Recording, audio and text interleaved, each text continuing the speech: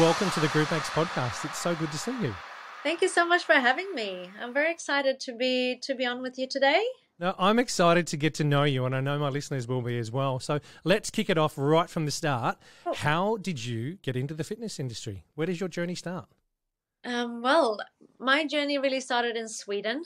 So when I was about 20, 21, I got into the gym. So I'd grown up doing figure skating in Sweden, and then stopped that, and I went on to play soccer for a few years, which I really loved, but my ankles are not made for soccer. Yep.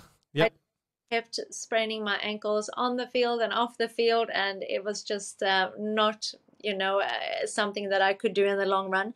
So I had to quit soccer, and then just wanted to find another training form that was a bit I suppose no contact. Yes, yeah. I got into the gym and signed up to the local gym where I lived in my little town in Sweden. And they had Les Mills classes there, freestyle classes. So I think the first few classes that I did were actually body pump and combat. Wow. And okay. Anyone who knows me right now knows that I'm not amazing at combat. Quite a journey, but it's so much fun. Yep. Fun. But that's what kind of sparked my little love for group fitness. Brilliant. Yeah. So if you can, touch on the figure skating or the ice skating that you were talking about. So give us a little bit about that. Obviously, Sweden's a cold place. Ice sports are quite big in Sweden. We play hockey and figure skating, and also ice bandy. I don't know if anyone knows what that is, but it's an ice on a field as big as a soccer field or a rugby field. So quite big sports in Sweden, and got into figure skating when I was at about 5 years old. Oh wow! And really young. Yeah, pretty hard training. Doing single skating when you do your programs and your choreography, and also toward the last few years of figure skating, I actually did a bit more team skating, which is synchronized skating. When you're about 20 to 30 people on the ice, and everyone does synchronized skating in formations and choreography to music. That was so much fun, super fun. But it's it's a lot of pressure, because if you fall, you might take out another. As you go. So it's wow, it's really cool. Yeah. Is that something that's still done today? Is that something that's still that they do today? Wow, I sound really naive when I say that, but I had no idea. I know that figure skating is something, but not not with a whole group of people. That's really interesting. Yeah, you can look it up on Google if you want. So just synchronized skating. And some pretty cool stuff on there. Yeah, it's obviously bigger in the I think northern hemisphere, where we have a lot of ice rinks and a lot of that. Yep. So you may be forgiven for not knowing about. Yeah. Cool. So when you first walked into the gym, you walked in and you did pump and you did combat. Yeah. How was it? How was the experience for you being a participant? Was it foreign? I mean, obviously you had the experience from something that was pre-choreographed with your dancing on the ice and that kind of thing. But how were those fitness classes for you? I just remember having so much fun. Just being around people, training together. Obviously, with figure skating, it's kind of a lonely sport in a way, at least when you do single skating. And then, what I loved about soccer, I guess, was the aspect of playing in a team. A team, yeah. Around, and it was kind of the same feeling when you walked into that group fitness studio, and everyone's laughing and getting involved, and good energy around you to obviously make you train harder and have a good time while you do it. So that's really cool to me. Yeah. How did the opportunity come up, or how did you then move into wanting to instruct classes? Well, that was really, so I was just training in the gym for a couple of years, and then I went on to do my university studies, moved to a bigger city, and that gym where I trained at, we actually only just did freestyle classes. Yep.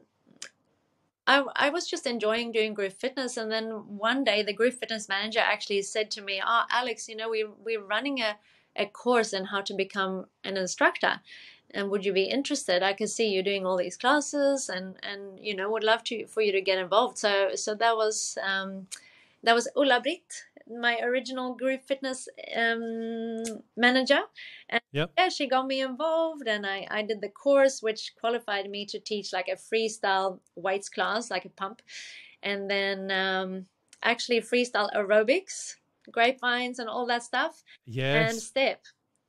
Awesome. Yeah, so that's where my journey started, doing So all stuff.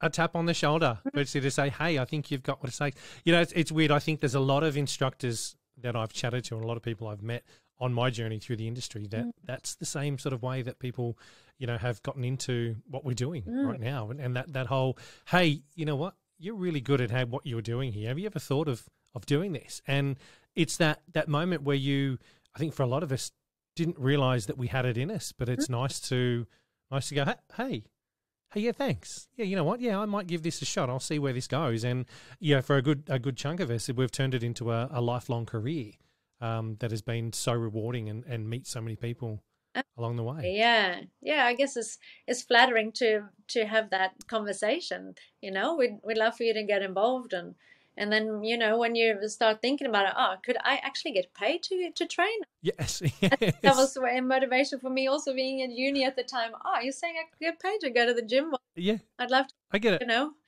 Yeah, I get a free membership. What? Yeah. No, that's brilliant. So, what was the first program that you trained in then? The first program was actually, it was body pump. So I moved to Australia in 2010. And I think I did my pump training, was it that year or the year after? So I trained in pump 75. Okay. So that was my first module. After that, I did RPM and then body balance. Yeah. So, and where were these trainings at?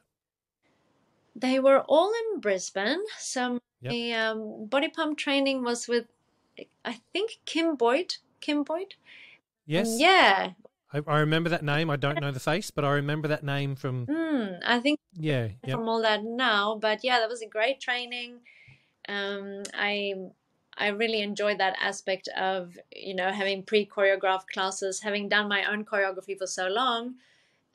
Although I kind of, in one way, I enjoyed the aspect of creating your choreography to your music and choosing your own music and stuff like that. But, you know, to have it made for you and to just, you know, everything is so amazing and everything is so perfect in time with the music, and you don't have to work all that out yourself. Like, that was a nice eye opener for me, almost, to be able to be given that, and it's still like probably way better than I could ever do it.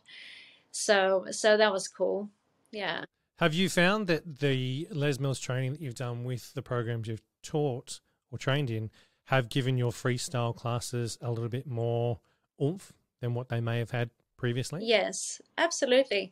Absolutely. I mean, at the moment, I only do freestyle, which is a yoga. Yep. And Yep. definitely all the training I've been doing through Les Mills, it teaches you how to teach. Yes. It gives you that perfect structure of, obviously, our 5 key elements and how to do things in the right order, and creating that structure for people in your class. From my freestyle experience, I've never quite had that training before. Yeah. So definitely, it's been a big help. Been a big help in instructing itself as a art form, or as a profession, or what you would call it. Yeah. Yeah.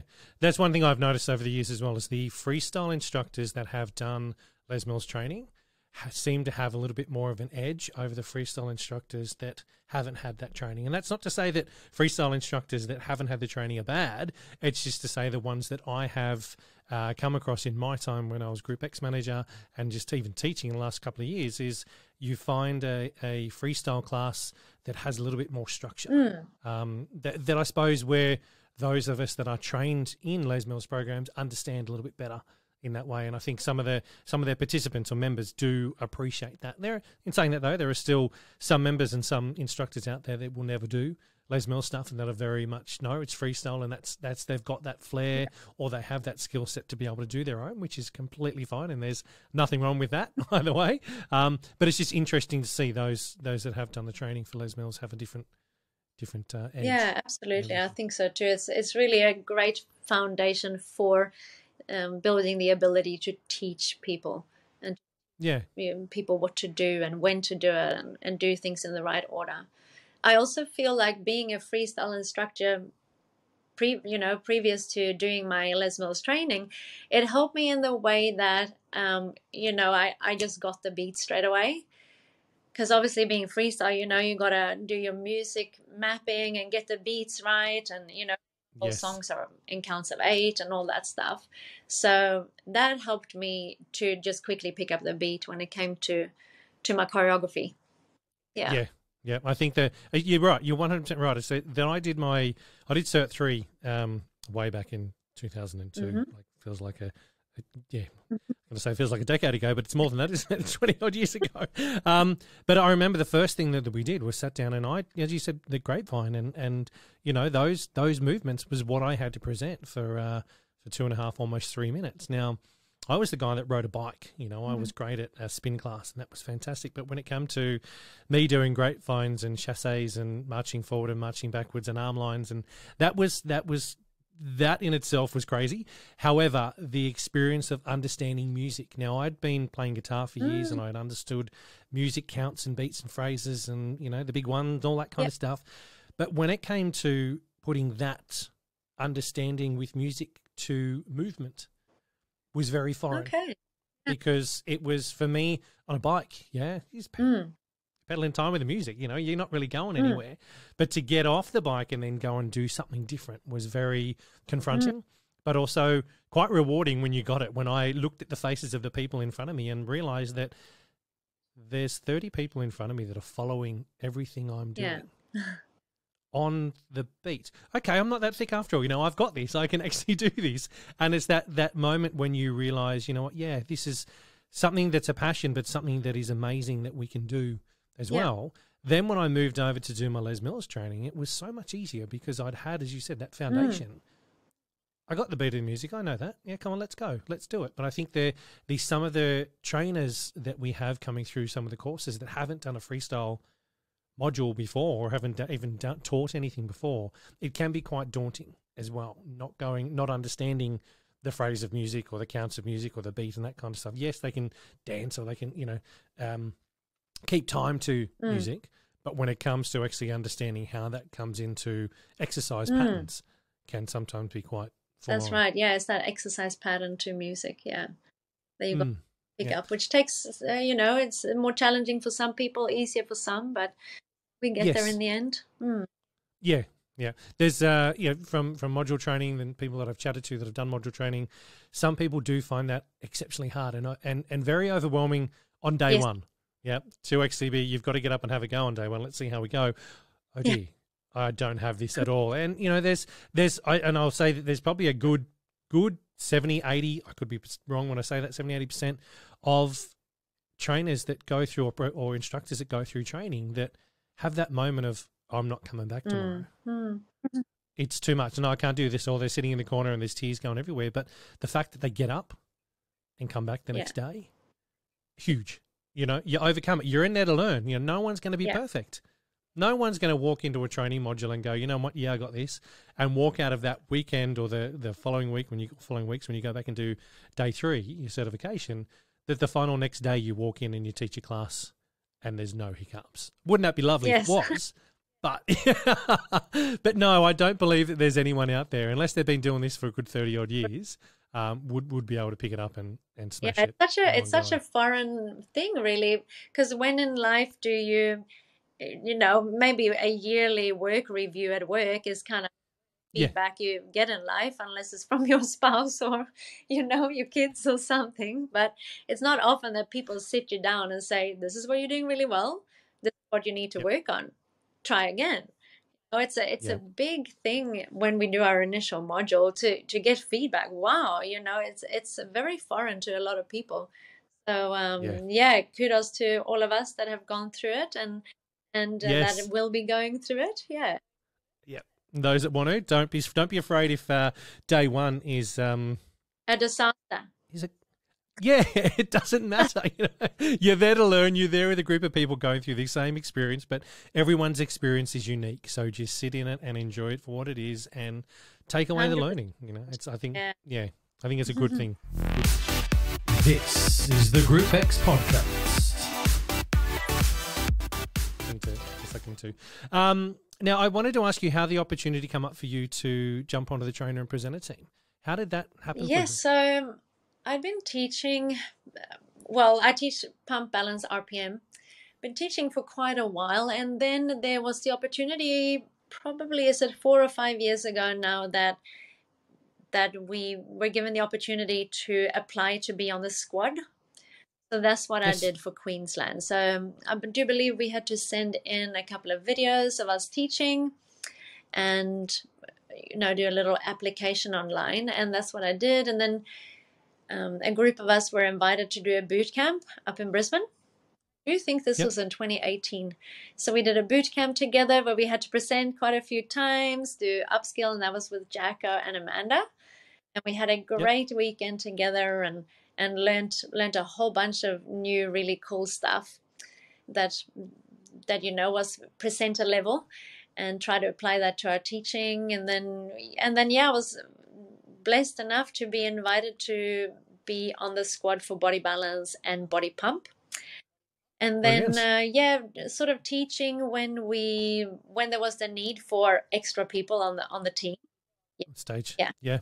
So didn't present every quarter, but here and there to begin with. And then, of course, COVID, which kind of, I think, lengthened the process a little bit for all of us. And we were like, come on, when do we get to... and then, last year I was invited onto the team for body balance. So I was lucky enough to be invited to do that. And then for body pump, I'm on the squad still, or as a reserve. Yeah.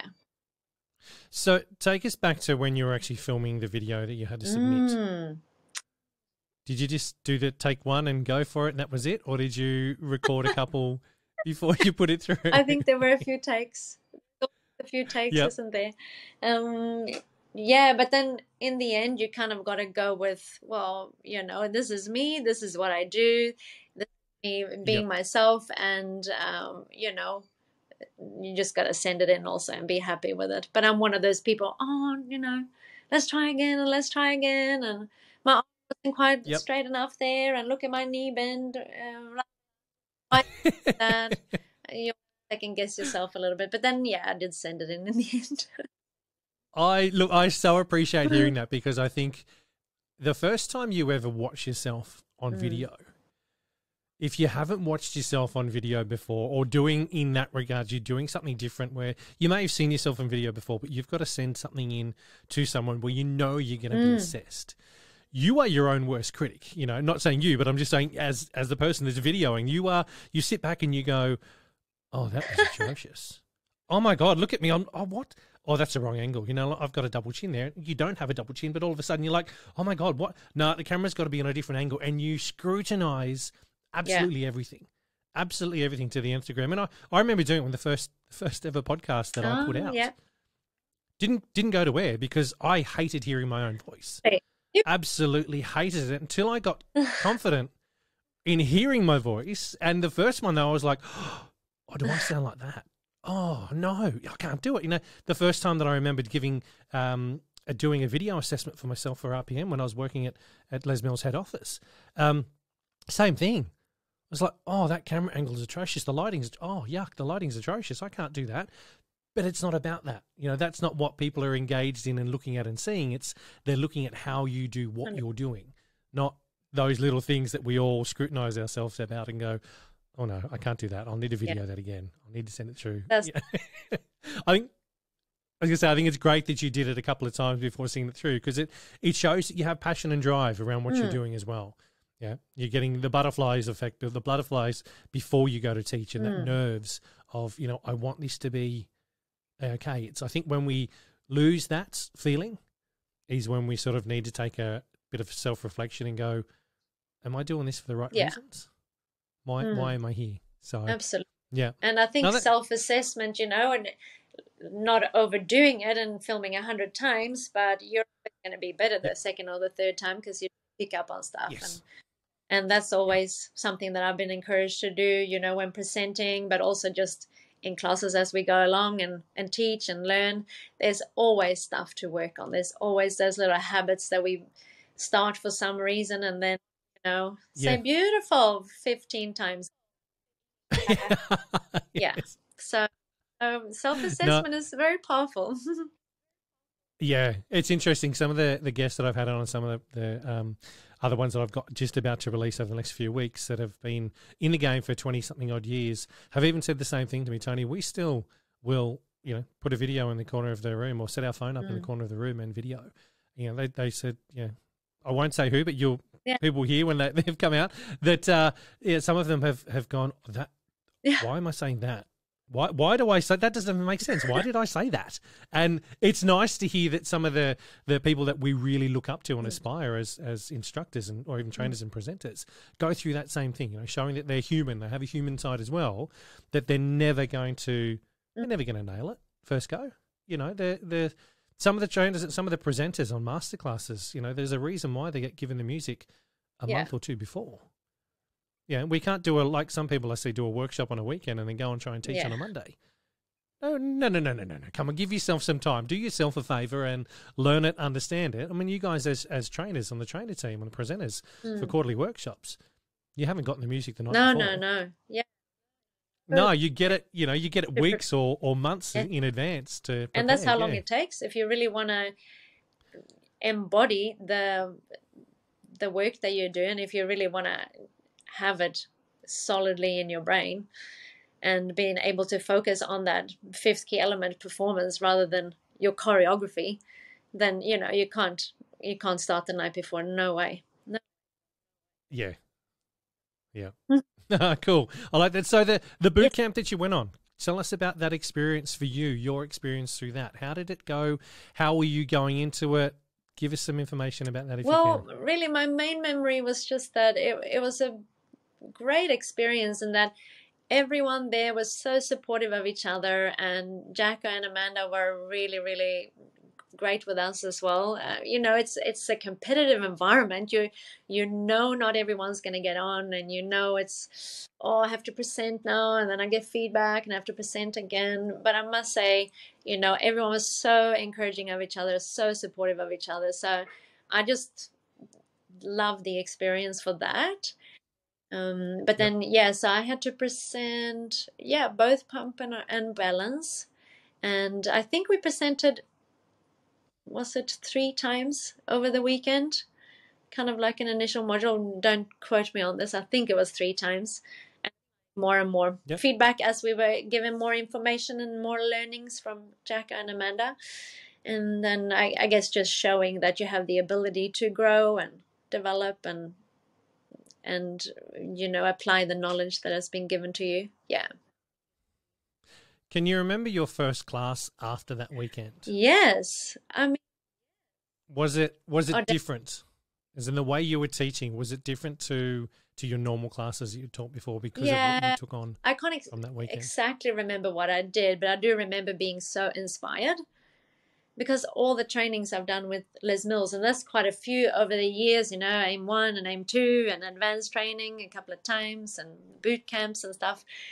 You just leave feeling so inspired. That's really why I love it, because, you know, I teach 11 a week, and there are times where you can get a bit stale and stagnant, and, you know, you find yourself doing the same thing over and over again, like you're teaching a different choreo, but you say the same stuff, and you know, it's easy to get stagnant in your teaching. And I just find that trainings just really fire me up, and trying things in new ways and doing something different every time. So I just remember being really, really inspired after. So you're on the presenter team for which program? Body balance and pump. Yep. Okay. And trainer? Yes. Becoming a trainer for body balance, which I'm super, super excited about. It's been a dream for such a long time for me, ever since I started, like, you know, did my first initial module in pump, really. So just going through the process of learning and developing at the moment. Yeah.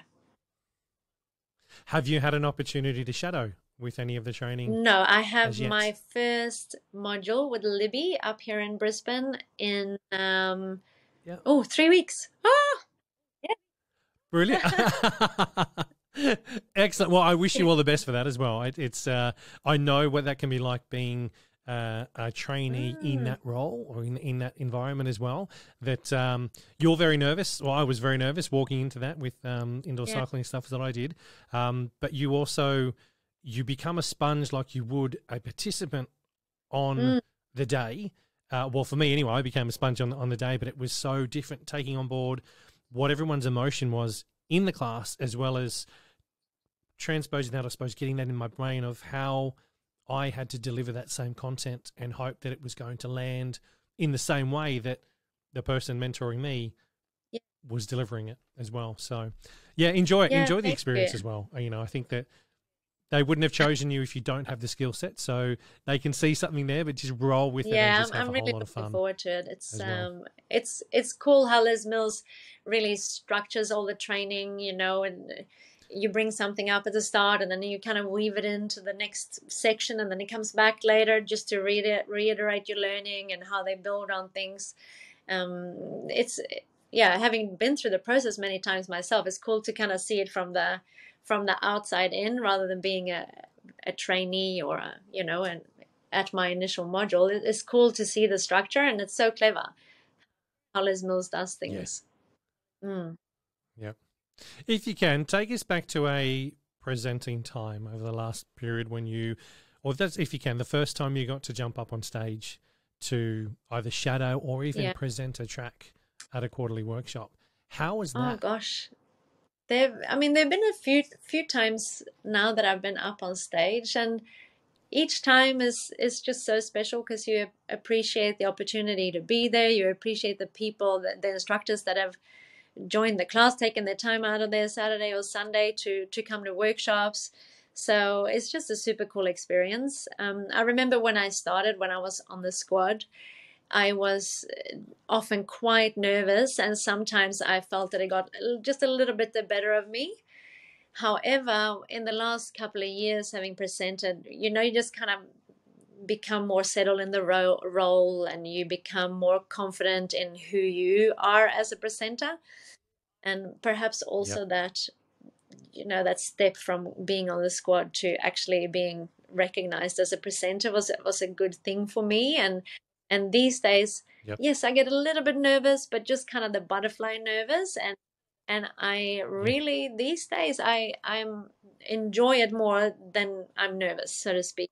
Yeah, it's more of Yeah. Yep. just an Yep. enjoyment rather than being fearful of making a mistake. Yeah. Yeah. Yeah. I think that's nice to hear though as well, because it shows your Mm. human side as well. I mean, that's probably not the right word to use, but it shows your compassionate side, that you care about what you do 4 times a year, but you also really care about what you do every Mm. day when you're teaching as well. And the two they work in together, obviously, because if you're not doing the everyday classes, and Yeah. you said 11 classes a week that you're doing, that's not going to allow you to do Mm. what you do 4 times a year. You know, that 4 times a year is Yes. it 4 times a year. Yep. Where compared to 11 times a week over 52 weeks, that's a hell of a lot more that you're doing there. And that's where you come with your skill set to deliver. Because those classes, as I said to people on the show before, guests on the show, that the classes you teach week in, week out are as, if not more Mm. important than the 4 times a year. What you're doing. Yet that's not to say the 4 times a year what you're doing is not important. It is, because you've got to deliver education and get those points across to the instructors out there so they can go and deliver it. But at the same time, if you're not on point on your Monday night 5:30 class, as an example, I don't know if you teach that time, but just saying as an example, that that's if you're not on point and not firing on all cylinders for that Monday night class, you got 30 or 40 people in front of you, or however many people in front of you, that are not going to be having the best Absolutely. experience. And being Yeah. a presenter, yes, we teach to instructors, so those instructors can go out and teach to their members. The end receiver of all this information is, at the end of the day, that's the members in our classes, the participants in the clubs. Yes. And that's really who we're here for at the end of the day. being a presenter, you can kind of do it on a larger scale, in that you might be able to inspire or educate instructors, but it's for the members at the end of the day. And so, yeah, hugely important. And it's just, it's a real privilege to be an instructor, I feel, to be able to get in front of people week in and week out and trying to do something for them, to inspire them, to help them work a little bit harder, or simply just have a good time. So yeah, I think, you know, we must be thankful every day that we're able to do this super cool job. This is the Group X podcast. Yeah. So true. So true. I'm going to ask you, and I think you sort of alluded to it or touched on it there. Why do you teach? Well, really, for me, it's both about mental and physical well-being. So inspiring people, helping people, motivating people to live a healthy lifestyle. And I guess that, you know, when I started teaching, this was it was very much about the physical workout for me, and let's go and, you know, push yourself and work harder, and, you know, it was all about that. But I think having done body balance and then my yoga training, it's had a big impact on me, just in my life, and also in the way I teach. There's a lot more kind of intrinsic motivation now, and about the health rather than how you look, and about feeling good in the head rather than just the body. So for me, it's about physical and mental well-being, really. That's great to hear as well, because I think there's, and I could be wrong, but I think there's a lot of instructors that are getting to that place, but aren't there yet. You know, they're as you said, the whole, let's go, let's smash, walk away. You know, I know what I was like for so many years when I was teaching back in North Sydney. It was I never did yoga or Pilates or body balance, any of that kind of stuff, and do what I call undo the bad that I was doing while doing the good, if that makes sense. But it's what you're going to do pump, or you're going to do weights, or you're going to do RPM. You need to also lengthen and strengthen in the other studio as well. There was another studio, but I never did that. Now I'm paying the price of that now with a hip replacement that's about to happen, and one that happened 2 years ago, that I wonder of myself, you know, if I had thought about things differently back earlier in my career, would I still be going through what I'm going through now? You know, potentially not. If I was actually evening out what I was doing in the way of my training, and not teaching 15 to 18 RPM classes a week and going to do weights. If I, you know, squish that down to maybe 5 a week or 6 a week, also threw myself into the other studio and did yoga, balance or Pilates, maybe I'd be in a different place. I know definitely probably mentally I would have been in a different place back then. And I think I realise that now, but it's nice to know that meet people as well that are where you're at with that journey as well, and sort of go, you know what, yes, this is important. You know, I think the big push that we're seeing with Pilates Reformer and the yoga classes still at the moment is magnificent. You know, it's nice to see the industry has taken a bit of a turn and gone, you know what, HIIT is still great, strength is still great, cardio great, it's all still fantastic, but we need to look after the mind as well by looking at the yoga and looking at the Pilates and body balance side of what we're teaching and, 100%. and what we're doing as participants. And I mean, hindsight is a beautiful thing, right? No, but that was the original reason really why I did my body balance training, because I was teaching, you know, a heap of pump classes every week, and I think a lot of step and kind of HIIT classes and stuff like that. And you know, I was paying the price physically for it, and I thought just to myself one day, I can't keep this up. If I want to do this as a lifelong career, there's no way I can keep this intensity up on a weekly basis. So that's when I decided, how cool would it be to teach body balance and actually get to lengthen your body while you're teaching, rather than only doing the high intensity stuff. So that's really why I started teaching body balance in the first place. And then, of course, as you start teaching, you just fall in love with it, and the whole aspect of the mind practice kind of, you know, became a lot more interesting to me. And that's when I signed up for the yoga training. Yep, I was about to ask you that. Which came first, yoga or body balance? So and of course, I've done a lot of yoga training since. I've done about 800 hours of teaching training. Of course, then help my body balance practice. Yeah. Yes. Yep. So what are you doing these days then? You're teaching 11 classes. What's that mixture of classes I feel made like up I've got quite a good like? schedule at the moment. I've got 2 pumps, 2 RPMs, and 2 balance, and the rest is yoga. Yeah. Okay. And are there any more programs you're looking to train in the Oh, future? you Are know you what? looking to You bring on always any get more? excited when you see these trainings come up. And, oh, what about if I did sprint training? And oh, core looks so cool. And what about the trip? And I mean, you always want to do all this stuff. At the moment, Yep. I'm very happy with my balance. It's a And split you've got. Yeah. you know, at the end of the day, also you can. What's that saying? Jack of all trades, master of none. Is that the saying? I No. I find if I Yes. teach Yep. more than Yep. at the moment when I do 4 programs, I tend to drop a little bit in my quality of teaching, really, because you don't have that Yeah. consistency and you're just tired all the time. And yeah, so I mean, Yeah. I or on the You side, I can't. shouldn't say, but the other part of my work is that I'm a personal trainer. So I always try to kind of balance that with classes and yeah, not teach too much. Yeah. Yep. Whereabouts are you doing your personal training? Is that your own Yeah, studio or are you so working at I a work gym? at a physio clinic and we have a gym there. So my background from Sweet. Sweden Yep. is physiotherapy. So it's nice for me to kind of Yep. be in that environment still and to have some, I train people with just general health and fitness interests that want to get stronger and fitter, but also I get a few kind of interesting cases, which which is always Yep. cool. People that are doing rehab, maybe end stage rehab, that I get referred to from a physio, get referred to me. And also I do Parkinson's specific trainer. So I've done training Wow. in Parkinson's disease and how to manage that with exercise, which has allowed me to have a few clients with Parkinson's as well. Yeah. Can you elaborate a little bit more on that? Yeah. That's Okay. Yeah. really captured my interest because it's something that I've never thought of before. I know that sounds probably really stupid to say live on here, but I'll say it. I've never thought that.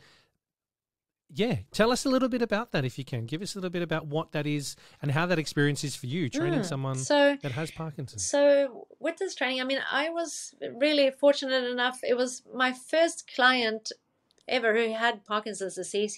He encouraged me to go and do this training to further my knowledge so that I could train him better. So I have a lot to thank my client Hal for that. And yeah, went and I did the training, and it's super specific to Parkinson's. So I mean, for myself, I'm a big believer that exercise is great medicine for not only our muscles and our joints and our bones, but a whole range of different medical conditions that might happen throughout our lifetime, and Parkinson's is definitely one of them. So with Parkinson's, you tend to become smaller in your movements, smaller and slower. Maybe when you're walking, a little bit stooped Yep. forward and don't have much arm swing, maybe reaching up, it might take a lot of effort to actually straighten that arm fully and to rather than to just reach up a little bit.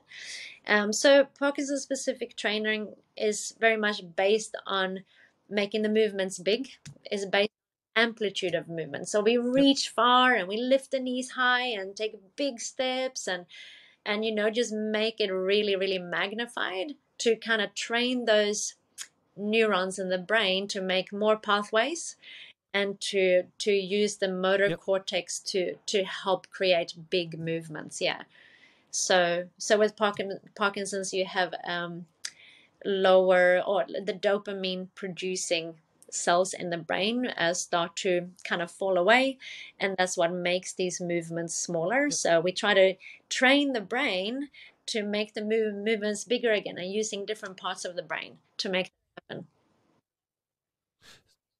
So the style of training is movement pattern predominantly rather than Well, intensity? high intensity is part of it because high intensity is really, really good for the health of our brain. So it's been shown in a lot of studies that high intensity helps actually produce more brain cells. And also when you train at a high intensity, I mean, I'm getting quite scientific here, but I can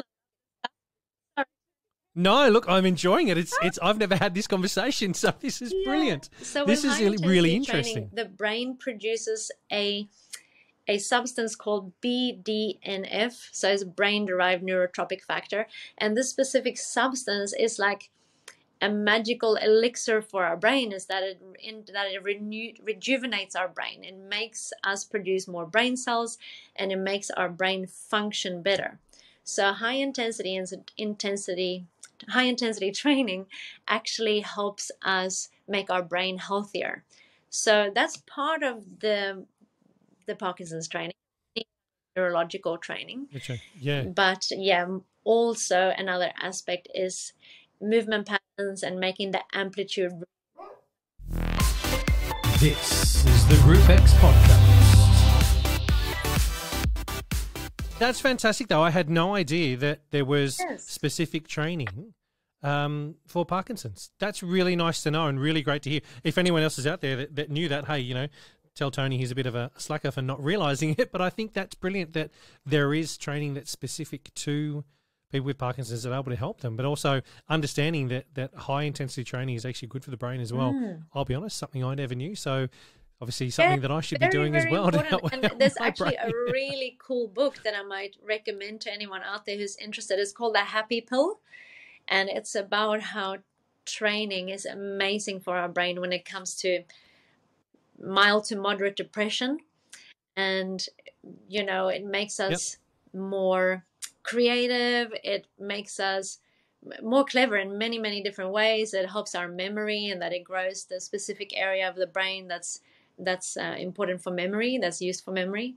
So I mean, training, and specifically high intensity training, really makes our brain healthier, and it rejuvenates the brain. So say, an 80-year-old who's never ever trained before, perhaps not going at a crazy intensity to start off with, but building up, they will actually rejuvenate their brain to maybe, after a year, it looks like a 75-year-old's brain. And same, at any age, it rejuvenates us. So it's super, super cool how all that works. Yeah, so that book is called The Happy Pill. The Happy Pill. Cool. Guys, if you're listening, or those that are listening, I should say not if you are listening. Of course you're listening. I will leave a link to where you can find that book down in the show notes as well. So that'd be brilliant. I'm actually going for a jump on and try and find that myself as well. Thank you for that. And that's nice to know that what you're doing in that space as well, to help people. It's not just presenting for Les Mills stuff, but you've got something that you're doing still within the industry. I mean, most of the PTs that I've spoken to are working in a franchise somewhere, working in a gym somewhere. So knowing that you're working with an exercise physiology or with a chiro physio in that way, I think is brilliant, because there's not many that I'm aware of anyway, especially in the area that I'm in down here. So cool. So what else can you tell me about what you're doing outside of Les Mills and with your training, that kind of stuff? Where does the future sort of hold for you? At the moment, I think my main focus is just becoming a trainer, of course, for body balance. So I guess that's Les Mills related, of course. Yes. Oh, gosh. I do run some yoga retreats here and there, which I really enjoy. Day retreats, where we get the opportunity to immerse ourselves a little bit in these practices. And teaching in a gym, you only have 1 hour to do all this stuff, so there's only so much you can do. So immersing a little bit more in kind of breath work and teachings and stuff like that are really very. Now, breath work is something that's relatively new to me, new in the world that I'm sort of traveling in and seeing things. Can you tell us a little bit about what breath work actually is and how that it helps the everyday breath person? Work in yoga language, in Sanskrit, is called pranayama. So prana means breath or life force, same. And then yama means control or, practice or... Yeah. So it's breath practice or life force practice. And it's really because in yoga, breath and life force is the same thing. It's the breath, prana, life force, vitality, energy. It's all kind of related. And so breath work is really to help us improve the flow of our life force or our vitality or our energy, and to help us balance our nervous system. And I guess on a, on a straightforward level, it's amazing to just calm the mind and steady the mind. So if you were Yeah. to do a breathwork class, or I'm not sure the correct terminology, pardon my ignorance with that, but what would a class look like? What would we be doing? Yeah, there are in a really breathwork so class? many different practices that you can do.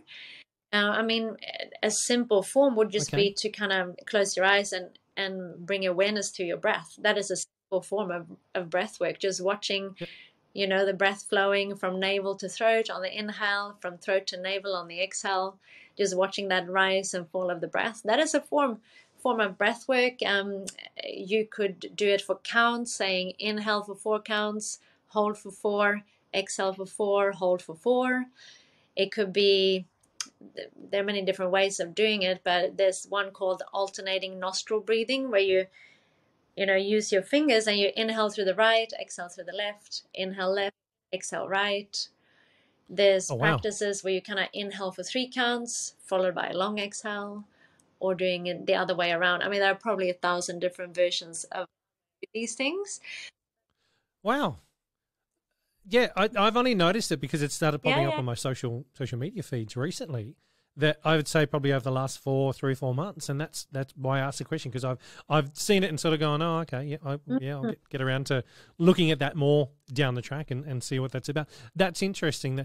Did it arrive from a yoga background, or is this something it's that very has much just part sort of of come yoga? to you now? If it's something that's just yoga really is an 8-limbed approach. So the first and the second limbs of yoga they're called yamas and niyamas. They're kind of our moral and ethical guidelines to right living. So they're commitments that we make in life to become, better as humans, or to evolve as humans. Like, as an example, kindness is one, truthfulness is another one, trying to keep your body fit and healthy through training, and healthy eating is one. So there are many different aspects. So there are 10 of this first and second limbs, yamas and niyamas. The third limb of yoga is asana, which is our physical poses. The fourth limb is pranayama, which is the breath work. The fifth limb is it's called pratyahara. It's like a withdrawal of the senses, where you kind of meditate and you kind of, your senses become more closed in, and you not so focused, or kind of driven by your senses. Oh, what's going on over there? What can I see over here? Something up in our head with our senses. So that's the sixth limb, and then fifth limb, and then 6, 7, 8 are concentration, meditation, and enlightenment. Yeah. So that's the yoga, and only one of those limbs is the physical work, which is interesting. Totally. That's just, my mind has just sort of exploded with that, because that's my understanding of what yoga was has just been thrown out of the water. That's no wonder you guys do so many hours of teacher training. There's a lot of aspects that you've got to get in with what you're doing there in order to be able to get the message across and teach people. The main aspect is always probably going to be the physical work, because that's what people expect when you teach in a gym. Yep. But more so on if you do a yoga retreat or something, it's nice to kind of dive into these other practices that people might not be so aware of, that are very important as well. So how many retreats would you run a year? Well, probably 3 or 4. And when's your next one? My next one is on the 12th of February. Is it? Yeah. Is it booked out? I'm very, very blessed. It is. Brilliant. I was going to say, let's plug it for you, but you let me know when the next one is, and we'll put a link down there. If you've got a website too, haven't you? Yes, we'll put a link to your website down in the show notes as well, so people, if they are looking for another one, they can jump on there and suss it out as well. So what would happen on a retreat? Can you give us a little bit of info on what you do on one of your retreats, and why someone would want to jump on board and come with you? Yeah. Well, so generally the day would start with a bit of a grounding meditation. Maybe you're sitting up or lying down on the floor, and you have some blankets and pillows and bolsters around you to make you comfortable, and then we might focus on breath for a little while and do a grounding meditation. Then generally I would do a what we would call in my style of yoga, which is called prana vinyasa. We would do a solar practice, which is more of an energetic dynamic practice. So probably an hour and a half of that with, again, meditation at the end, which is called shavasana. And I have a fear that I would lie down in a meditation, or if I was that comfortable, that I'd fall asleep. You know, because I remember... I remember doing one yoga class back in North Sydney years ago with Dee McNeil, and I said this on my chat with her as well, that the last track we did was a meditation track, and I did fall asleep. You know, I think I'd come from teaching an RPM class, and it was full on. I had a quick shower and then raced in because I was like, right, I've got time. A PT client had cancelled. I'm going to jump in there and give this a shot. And I think I do remember Dee tapping me on the foot at the end going, hey, Tone. Wake up. You certainly wouldn't be the first and certainly not the last to fall asleep during. And sometimes I think, it's just what our body needs. The body is super tired. If you fall asleep, no worries. There's never any pressure in yoga. There's nothing that you need to do right or wrong. You can't do yoga wrong. Yep. It's just a nice practice. And, with time we become better at kind of, focusing the mind perhaps on the breath or whatever we're focusing on, and that will help us stay awake. Yep. But that's what you need, and that's what you need. Yep. So it's just a day retreat then that you do? Yes, yeah, generally. And then, afternoon would kind of entail maybe some yin yoga, which is some very long held poses and stretches where we really work more on connective tissue. And then, again, probably some meditation at the end, or maybe a talk on some kind of yogic practice, or all these teachings that are thousands of years old. There's so much to learn and know about yoga that there's always something cool to dive into. And where do you hold these retreats? Are they on site at a place? Like, do you go away somewhere, or is it where do you hold them at? Well, generally, I hold them at a place here on the Gold Coast called Newmala Forest Retreat, and it's a yoga specific retreat building which is out in the forest. So it's just beautiful with all the nature around, and you can hear the birds chirping and the wind through the trees when you're meditating. And so generally I've done it there. However, one day I would love to do a retreat where you actually go away and stay over for a few days. Yep. That would be cool. Yeah. So no mobile phones allowed, right? No phones. No social media, people. Out of my class, please turn your phones off. Double check that they're off, and if your phone goes off during this practice, 10 push-ups. Only 10. I had 10 push-ups, Tony. That was embarrassing. You forgot to put it on airplane mode, didn't you? Yeah, rang through the speakers. Unbelievable. But I paid the price. Yeah, it shows you're human, though. Hey, we all make mistakes, and we're not all perfect. Brilliant. Next couple of questions are the ones that I ask virtually every single guest that comes on. The first one is, what bit of advice can you give to instructors that might be listening who are looking to improve what they're doing? Yeah. Well, for me, training has always been a huge thing. So if you're already an instructor and you're feeling a bit stale or stagnant or don't really know where to go next, do advanced training. It's super cool. You learn so much, not just about how to teach, but you actually learn a lot about yourself and how to be yourself when you teach.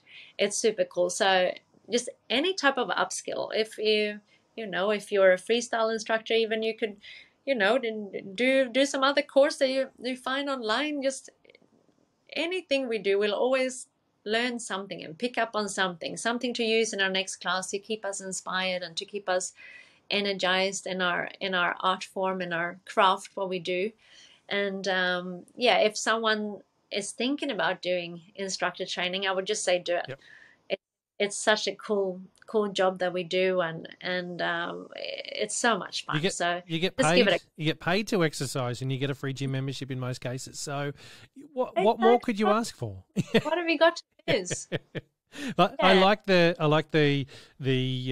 upskilling yourself and doing, like, if it's Les Mills training, if you're doing an AIM or what have you with that. I still remember when I haven't taught now in a few years, but when I was teaching up to 5 years after doing my AIM 1 and AIM 2, that's still taking into practice what I learnt on that weekend. You know, it was Meg Nuttall, it was Lee Smith, I think even Andrew Taylor might have been in there as well, and it was so confronting because you're in front of your peers and you're in front of other trainers as well, but you're in front of these trainers and presenters that are here to give you a different skill than what you've currently got. And I've shared this before. I walked into my first class on a Monday lunchtime after that weekend, and it was the worst class I've ever taught because I was so used to going in there with autopilot. You know, I'd been doing it for years, and it was just, yep, cool, 42 bikes, 42 people in there. It was jam-packed. It was great. The energy was brilliant. But I went in there with the skill set from the weekend trying to implement that straight away, and it hadn't landed properly in my head. And I had people at the end of that class going, Tony, that was crap. Are you okay? What's going on? And it wasn't until the Wednesday when I was back in there that it all came together and sort of, fell into place. And that's when people said, wow, we get it. We get what you were trying to do Monday that just hadn't quite landed yet. But you've got it now. And I still revert back to that. And the skills that I learnt there were, you can't put a price on upskilling yourself whenever you get the opportunity to. Yeah, and I feel even if you're doing something that you've kind of done before almost, it still helps even with my training now that I'm doing to become a body balance trainer. I still go, I don't think I've been focusing enough on my coaching lately, or I don't think I've been focusing enough on my technique lately, or whatever it is. It's quite interesting how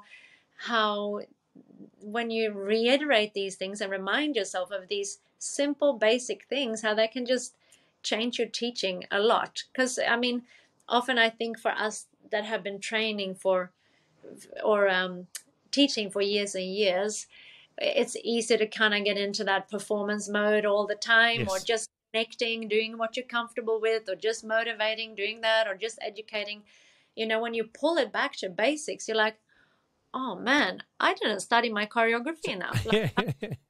Why on earth would I do that? I know to know my choreography 100%. So sometimes these things can really remind you to just take a step back and get the basics before you start doing all these amazing things that you do in your sleep.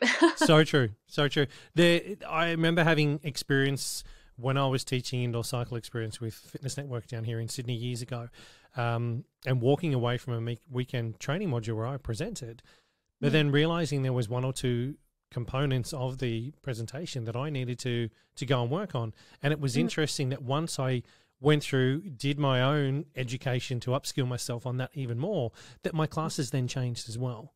The way I was presenting what I'd normally present or normally teach, I was able to hone in on those skills and use that as a training playground as well to learn and put those things into practice, which was nice to have that self-reflection as well as a trainer and presenter to go, hey, you know what, you need to work on this. Yeah. I think no matter what you're doing, whether you're just the trainee or you're the trainer, we've always got something we can learn. I think the day we stop learning, the day we should probably step aside and go, yeah, cool, look at something else. Yeah. And, we owe that to the people in front of us. Yeah.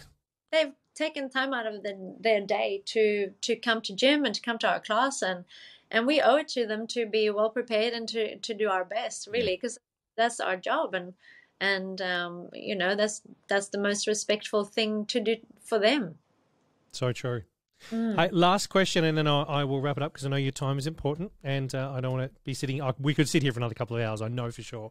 Yeah, but what is there anything in the industry that you think needs to change? Is there anything that's out there at the moment that you would like to see as an industry focus on a little bit more that needs changing or needs improving?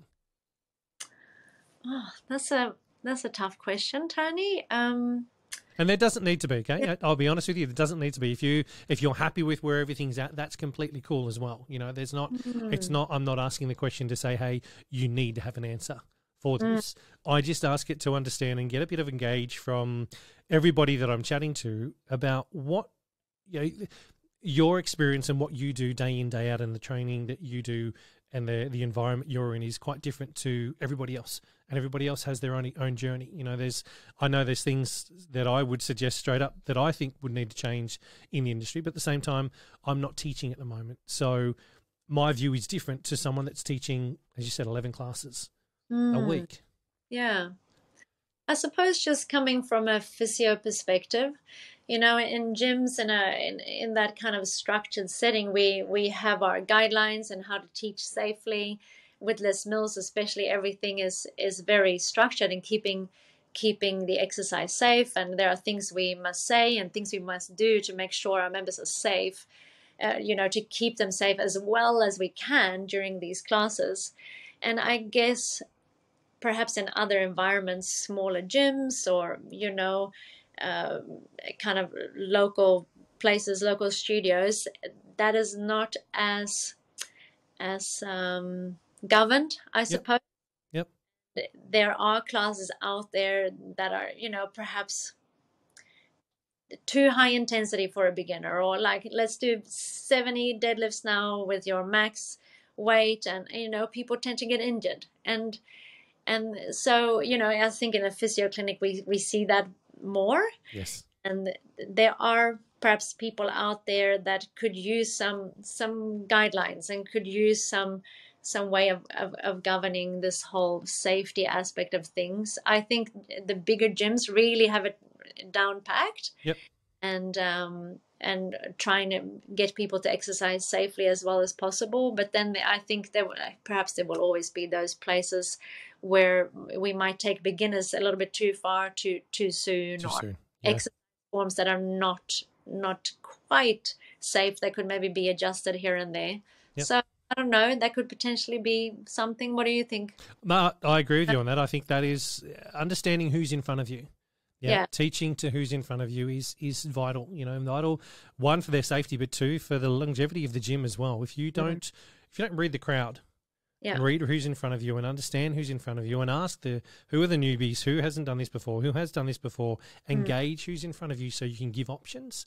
Yeah. You're setting yourself up for failure straight away. You know, you really do need to look at making sure the options are safe and what you teach is attainable. Now, whether it's a high-intensity class or whether it's a low-intensity class or a mixture or whatever it may be, making sure that you have options that are suitable for everybody so that everyone feels included. You know, that inclusivity is such a huge word at the moment with everything that's going on out in the world, that especially within the group exercise space, as we said earlier, they've rocked up to come to your class because it's, for whatever reason, you know, they're 1 hour of their day that they've got to themselves that they can switch off from what's going on at home, what's going on at work, whatever. They come in there, tailor it to who's in front of you. You know, yes, we're with Les Mills, we have our programs that we've got to stick to, but within them we get given options as well. Yep. Yeah. So give the options. You know, if you've got a group of people that want a little bit more, give them the high intensity options. But if you have this group over here that never trained before, give them the easier options. You know, if it's a push up, guys, do it on your knees. You know, you don't need to do it on your toes, you know. Can even be a sort of a half push-up, whatever it may be, but make sure we're giving them the option so that they don't have issues and they don't end up needing to go and see a physio or a chiro. At the same time, I'm not saying, guys, don't do it, because then Alex wouldn't have work because she needs... No, but it really, well, is about, you know, tailoring exercise to who's in front. 100%. Yeah. You know, it doesn't always have to be max intensity when we do stuff, because just being active might very well be enough for that person on that day. Yeah. There's one more thing that I want to touch on, and now it's a bit of a bugbear for me at the moment, and it's instructors putting other instructors down. Okay. Now, I don't know if you're aware or see it where you teach or anything like that. I've just noticed a little bit on social media recently, and I think that our industry needs to pick their game up. You know, we're all in this together. Absolutely. We're not always going to be on the same level as instructing as the person next to us or the person, you know, 2 classes across on the timetable. And there's definitely no reason that we should be slagging off another instructor. We're all in this together. You know, I have a big bugbear about it at the moment, and I'm going to start a little bit of stuff on social media in relation to try and change the stigma. around it, because it doesn't sit well with me at all. No, I think, yeah, it's a good thing to bring up, and it's a good idea to try shed some awareness about it. I think Yeah. I suppose, I haven't really experienced it myself too much, but I mean, I know, just on the grapevine in the gym that it kind of goes on here and there. Yeah. I think the main thing to remember is just, there's classes for all of us. There's space for all of us in this industry, and we all have different things that we can bring to the table and that we can offer our members. And so true. Different, and they have different personalities, and we have different personalities, and they're gonna, at the end of the day, probably go to the class with the instructors that they have the best connection with. 100%. And I mean, putting each other down, it's not needed. It's really not needed. We're all in this together. Each person has a different skill set. If we're all the same, God, it'd be such a boring place. And I'm glad we're not all the same, Yeah. And there are some instructors that have only been instructing for 3 or 4 weeks, and that's okay. They've just begun their journey into our industry. Yeah. Let's not put them down. Let's give them as much support and help as we possibly can. Absolutely. I look at it and I think the instructors that are out there that are doing it and that are slagging off other instructors or saying bad things about instructors are insecure. They need to have a good goddamn look at themselves and realize, take a look at why you're doing it. I'm probably going to lose some listeners because I'm saying this, but I do not care. It's one of those things, to me, is very much, it's important for the longevity of our industry. People are whinging, we're not getting paid enough, classes aren't often. You go out there and you create the environment for yourself. Yeah. You if there's a brand new instructor, it doesn't mean you need to mentor them through, but just check in with them. Yes. Remember what it was like when you first started. I'm not saying you, Alex, I'm saying that, listeners, listen, take yourself back to the first class you taught, or the first month or so you were there.